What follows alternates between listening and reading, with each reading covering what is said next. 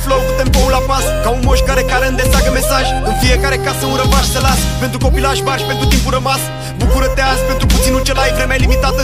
Poate mâine trebuie să o tai dacă n-ai apucat să o împarți cu cei dragi. Du-te, ia niște chifle și împarte-le la săraci. Scop.